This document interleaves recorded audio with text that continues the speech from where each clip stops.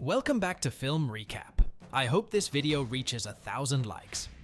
This fortress is being attacked by a legion of 200,000 soldiers, while it only has an army of 5,000 men to defend itself. However, the small army is about to do something incredible in the face of these impossible odds. The emperor of the Tang Empire, Taizong, is referred to as the God of War, and he has arrived to attack and conquer the country of Goguryeo with 200,000 men. The general of Goguryeo Yon has decided to face Taizong's forces with 15,000 of his own men at Mount Drupal, and the fate of the country depends on this battle. Among those leading the charge from Yon's forces is a soldier named Samuel, and his brother, a woman who is said to be a clairvoyant that can talk to the gods of Goguryeo, is watching the battle intently. At first, it looks Yon's army have the upper hand in the battle, but then a separate legion of Taizong's forces appears from the rear and surrounds Yon's army.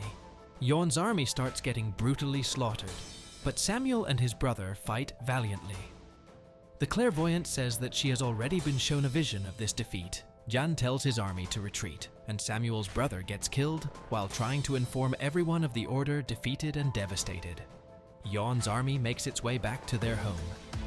Samuel is carrying his brother on his back, and Yon orders him to drop the dead body. Samuel cries as he comes to terms with the reality. Taizong has captured the clairvoyant. She has with her a special bow and arrow, which is a holy relic of the country of Goguryeo. It is said that no one can wield this bow. Taizong tries to stretch it and fails as well.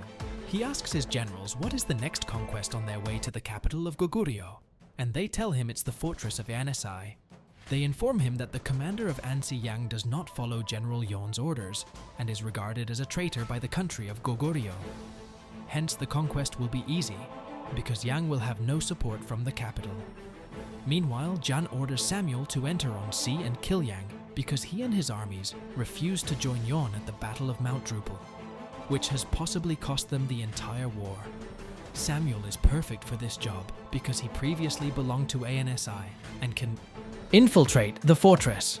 Samuel says that killing Yang will leave the Anesi people vulnerable against Taizong's armies, and Jan says that as long as the Anesi people follow Yang, they are all traitors. Anyway, let them die. He says they will abandon Ansi and make their final stand against Taizong in the capital. Samuel sets off for Ansi on the way to Ansi. Samuel meets two lost Goguryeo soldiers who ask to join him on the mission to kill Yang. As the three travel, they come across two men trying to get their donkey cart out of the mud. After helping them, Samuel asks one of them to direct him to Yang, the commander of Anesi. The man reveals that he is Yang himself, the other two soldiers. Reckless try to attack Yang, but his General Chu easily defeats and kills them. He goes for Samuel next, but Samuel says that he is from Ansi and claims that people there know him. Yang tells Chu to take Samal prisoner so he can question him later. Chu knocks Samuel out. Samal wakes up and finds that they have arrived at the fortress of Ansi. Yang enters his home and is told that he is needed at the market. He arrives at the market to find that two of his lieutenants, Pung and Walbo, are fighting. He orders them to stop, and they immediately do. He is clearly very well respected. Samuel arrives to be questioned by Yang, and Yang immediately suspects that Samuel is a spy sent to kill him. He says that he is aware Yon calls him a traitor and wants him dead. Samuel says that he was chased to Anesi by Taizong's armies, and now he wants to fight alongside them. Yang considers him for a moment. Next, Yang introduces Samuel to his generals and says that if he wants to fight with them, he will carry the commander's flag into battle, which notifies the army of the commander's position at all times at night. Samuel takes out his dagger and follows Yang as he walks through deserted streets. He finds that Yang is going to the house of a common couple that has recently had a baby. He gives the couple food and drink and adores their baby. He asks the couple what they have named the little one, and they reveal that they have named the boy after him. Samuel notices that the people of Annecy have incredible respect and love for Yang. Next morning, Samuel sees Yang working alongside the common people, and an old man tells him that the people of Annecy see Yang as the fortress itself. He is Ansi. Yang asks Chu where his general Paso is, and Tu replies that he must still be asleep. Something clicks in Yang's head. He arrives at Paso's house and finds his sister Becca there. She's been naughty. Yang gets angry and chases after Paso with a bow and arrow, but Becca steps up to defend him. Yang says he's worried that one of them might die in the coming war, which would be very hard for the other. But Becca says that they are prepared for this. Just then, a horn sounds and Yang climbs the fortress wall to find that Taizong has sent a recon unit. His army is close. The ANSE army prepares to defend the fortress. Yang tells Samuel to trim his beard before the battle, and Samuel becomes nervous, as this is the perfect chance to kill Yang and complete his mission, almost as if he's read Samuel's mind. Yang says now is not the time. He says Samuel will get plenty of chances to kill him later. Samuel is shocked at how easily Yang has him figured out. Taizong's army arrives, and it consists of 200,000 men and plenty of siege weapons. On the other hand, ANSI's army only has 5,000 men. Yang can tell. The ANSI men are nervous, and he gives them a rousing speech, reminding them what they are fighting for. Taizong admires Yang for having a lot of heart. The battle begins, and Taizong's army throws massive rocks at the ANSI fortress. Despite the rocks doing much damage, the structural integrity of the walls remains intact, because the walls are filled with sand. Taizong orders his army to begin climbing the walls, and the real fighting begins. The massive siege ladders of the Taizong army provide them with easy access into the fortress. But Yang's men fight valiantly. The cavalries of Becca and Paso patiently wait for Yang's signal, as they have complete faith in their commander. After some fighting, Yang gives them the signal to flank the enemy from both sides. Meanwhile, Taizong's army starts breaking down the fortress door. They manage to enter, but walk straight into a trap set by Yang atop the fortress wall. Yang's army make a close formation and push Taizong's men over the edge. Yang gives the order to bring out huge crossbows, which are used to topple the siege ladders with no way left to climb the walls. Taizong has no choice but to order a retreat.